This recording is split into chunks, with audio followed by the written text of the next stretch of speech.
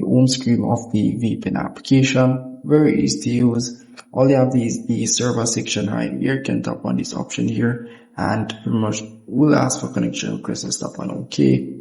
And you can go here at the server section and select whichever server you want. But they're all USA servers. So once you're connected, you do get 2 minutes of free connection time.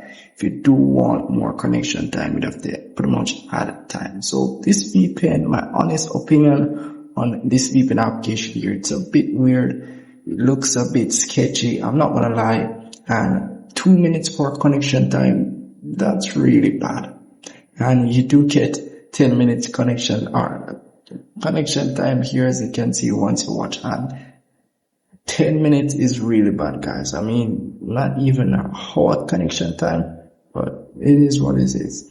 And here you can check your speed and so forth. So yeah, that's really pretty much it for this application here.